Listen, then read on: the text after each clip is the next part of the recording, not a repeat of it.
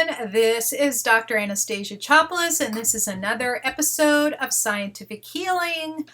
Please help spread the word by giving us some thumbs up or 5-star love. In today's program, I'm going to talk a little bit about the beginning steps of doing a detox. When to detox, why to detox, how to detox. This is really just the first little niche in it, and my approach is a lot gentler. You do not have to go through like a really horrible set of circumstances where you're feeling withdrawal symptoms. So today I'm going to explain why you get withdrawal symptoms and what to do about it. You know, you hear a lot about detoxing, people detoxing. Oh, you're so toxic. There's all this toxic stuff around you. And do you really need to detox? And it's always kind of scary because they make you think that, like, there's something wrong with you and full of poisons and all of that. And for the most part, your body has amazing systems in it. So let me just reiterate what's going on in your body and whether you really need to go through a short detox, a longer detox, or an extensive detox, and how to do that safely. Because a lot of them, like one of them in particular that I've heard about over and over, is you put lemon and cayenne pepper in clean water and you throw in some maple syrup and you drink this all day long, and it's supposed to detox your body. I mean, really? So the whole idea of the cayenne is to help raise your metabolism a little bit. I don't know what the maple syrup is for. Maybe to make it more palatable, because it's kind of weird to mix cayenne and lemon. And the only thing that's really good about it is the lemon juice, right? So lemon juice is alkalizing, which is very healthy for your body, and so is the water. But the whole purpose of that is to jumpstart basically a weight loss program, and it is not really a true detox. So I'm going to talk about what I think about detoxing, and I've done many of them. I have tried all kinds of different ones. I have done some where I ate nothing but vegetable broths for 3 weeks. That was the purpose of that, was to shrink a big tumor, which it did. I did another one that was 26 days long, and then I extended it beyond that. It was a vegan kind of thing, and it generally worked. It did not do what it was expected to do. And then the third one that I've done a few times is a quick 3-day. And what that does is it really helps unstick you from addictions. So I digress. So let's go back to talking about detoxing. So what's going on inside your body is also reflected in your environment.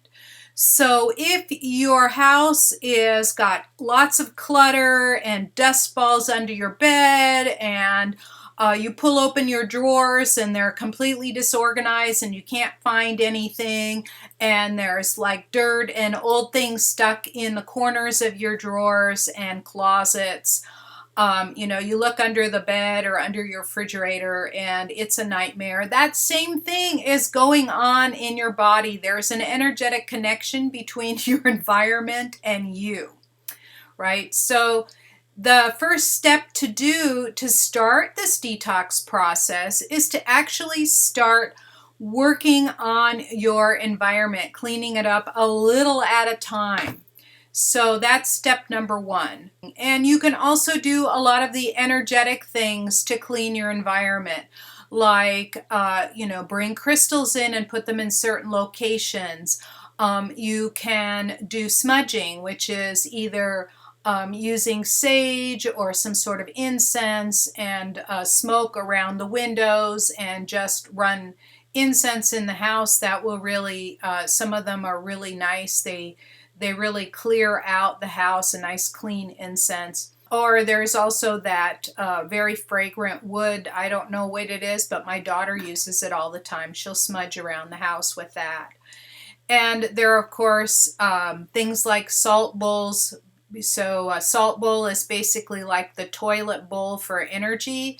And if you put a bowl of salt water in different corners of your house, make sure your pets don't drink it and your kids don't get in it, because it is really like a toilet bowl. It's got poopy energy in it. And you can put that around and it'll help collect the energy. And if you feel kind of crummy, you can also toss the poopy energy in the bowl and you flush that water down the toilet. Number 2 is if you have a chronic condition that you have tried over and over again, going to conventional medicine, going to alternative medicine, going even to an energy healer, and that chronic condition just keeps recurring over and over again. And most of those are things like autoimmune issues, eczema, some sort of intestinal issue like IBS, lupus, arthritis, all kinds of little pains, adrenal insufficiency, thyroid insufficiency, and so on, and even leaky gut. So all of those things, if you've got those problems and you haven't been able to get rid of them any other way, even eating a clean diet and doing all your herbs and vitamins, etc., and drinking lots of water, and it doesn't seem to help or clear up, that is a really good time to do a physical detox, a food detox. So then number 3 is if you are addicted to caffeine, sugar, cigarettes, painkillers, any of those, detoxing will really, really, really help your body get released from those things. So the problem with doing it all at once like that is that you will have a serious setback. And I'll explain you why. So the body is really, really clever. Have you noticed that if you take a painkiller and you continually take a painkiller, that you need more and more painkiller in order for it to do the same amount of pain killing in your body, right? So your body is really smart. So what it does is it produces an antitoxin. So painkillers are toxins. And it will produce an antitoxin like a lock and key, and it will neutralize that. So what is that telling you? It's telling you that the painkiller is toxic to your body. So it creates then an antitoxin. The thing that's interesting about this antitoxin is that it is just as toxic to you as the toxin itself.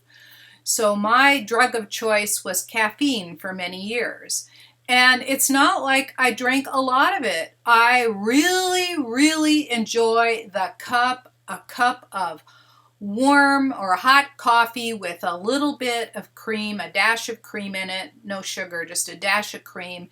Just that flavor and the warmth and the richness and the smell. In Germany, where I lived for many years, the coffee, they have a German roast that is not like the bitter French roast. It's this kind of like rich, smooth, and oh my God, it was so delicious, right? And I only drank 1 to 2, maybe 2.5 cups a day. But if I didn't get my dose of caffeine, I would end up with these horrible headaches, nausea. I wouldn't be able to wake up. I would be like sleep. And you think 2 cups, I mean, it's just like a really tiny dose of this stuff. And that is an addiction, right? So if you have a withdrawal symptom, that's an addiction. That is definitely another sign that you need to get off of it. Because my feeling was, even though I absolutely love the flavor of coffee, and I'd walk by Starbucks and I breathe it in and I'm going, oh, that smells so wonderful, but I can't drink it, right?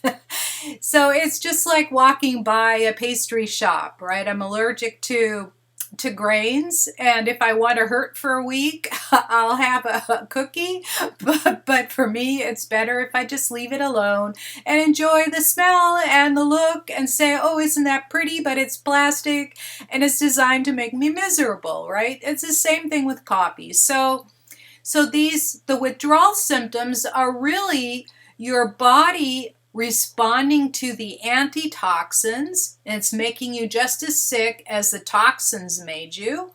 And so the withdrawal, that urge to have more, I need more, like I need to have my cup of coffee so I can feel better and I can wake up and have all that energy. Like I don't need it now and I have all of this, right?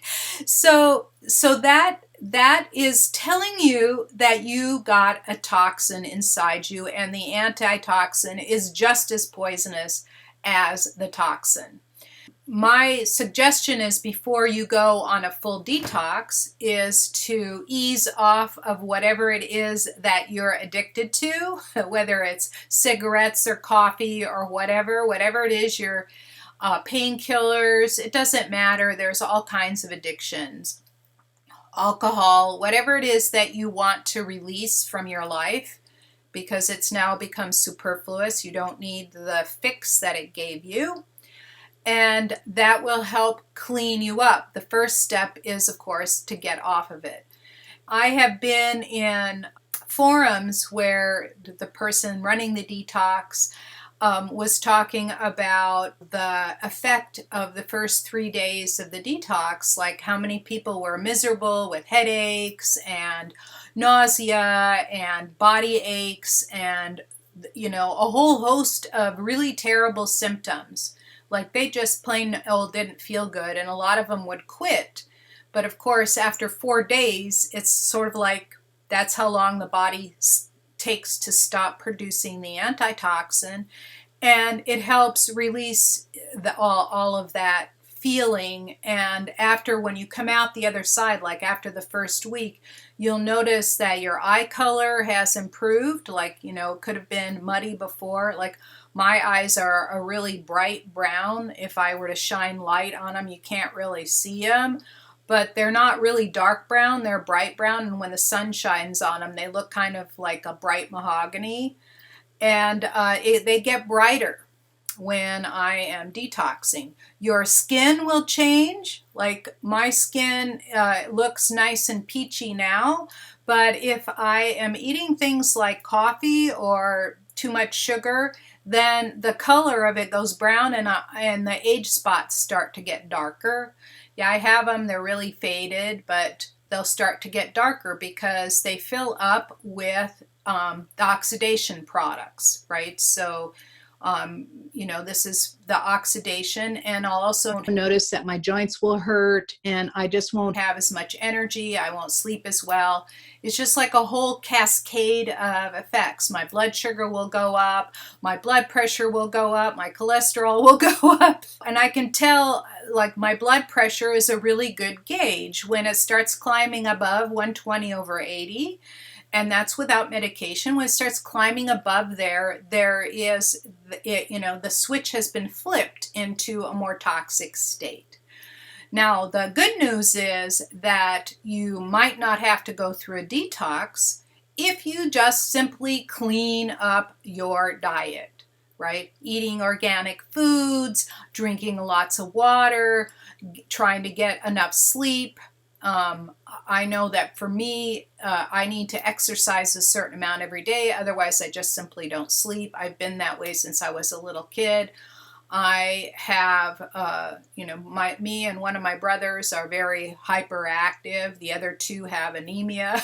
So we have very active minds, and I just need to kill that activity. Otherwise, I can't focus. It's a gift and a curse. By just simply doing that, first, I mentioned in the beginning, is to start working on your environment and then start working on yourself. And so the one suggestion I'm going to give you is for 3 days. And I'll talk about this topic some more over the next weeks. And the reason why I started on this topic is because, every time I open my email, there's another email about detoxing.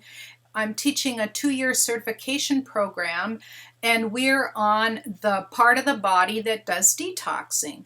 There are several things that function, first of all, to give you energy. That includes your adrenal glands, your thyroid, your liver, your digestive system, the mitochondria, and so on. They give you energy in your body. Then there's a set of systems that are designed to protect your body and to detox it. So there is the immune system, a lot of which resides in the gut. There is the lymphatic system, which is one of the major detoxers, the kidneys, the colon or the large intestine, and the lungs and the skin. They all have detoxing functions, right? So anything that comes in your body will move out. And then the last is your structural support. The cardiovascular system, the muscular system, the skeletal system, and the nervous system, right? So all of that is the skeletal support. So each of these systems, and of course the brain runs the whole thing, right? And each of these systems are designed for one of those three functions, right? And in terms of your physical health, of course, there's the mental health, the emotions, the thought processes, and all of that. And we covered that earlier towards the end of the first year, and we are in the middle of the second year now. And so we're talking about detoxing systems, and I went into a great more detail this week. We're just starting that unit this week, and what to heal and how to heal it. But the one thing that I did want to mention is don't ever do any of those really drastic detoxes like just drinking water and lemon juice unless you're doing it for religious reasons, right? So a lot of religions will have you fasting in some way or another, refraining from animal products, or,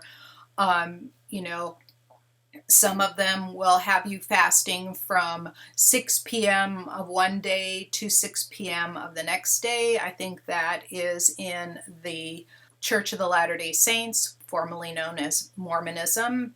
And one of my very good friends and professors told me about that he used to do that for one full day a week, and it kept him lean and healthy into his late 80s.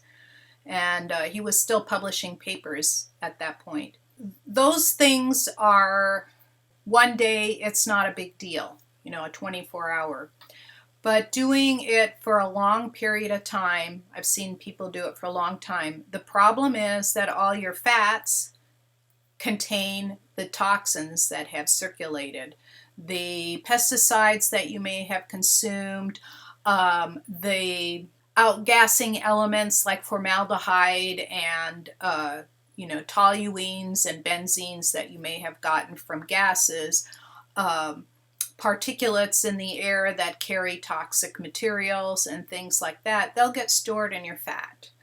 So a lot of fat will stick on your body because your body doesn't want to release the toxins. And so special precautions need to be made so you do not lose too much fat too quickly. It's never a good idea to lose 5 to 10 pounds of fat a week. It is a good idea to lose it gently, half a pound to 1 pound a week. I know that's slow, but at the end of the year, if you're, let's say, 100 pounds overweight, at the end of the year, you're halfway there. And at the end of 2 years, you're all the way there, right? It's not, it's actually very gentle to do it that way, and it allows your body to handle the toxins. The first step to detoxing is cleaning your environment. Start cleaning up your diet and all of that. And your body is amazingly designed to handle most of the day-to-day stuff. Thank you so much for listening. I so appreciate you being here. And please give us some thumbs up and 5-star love. Share it with your friends. Be sure to subscribe to my channel. And I will see you next time, same place. Thank you.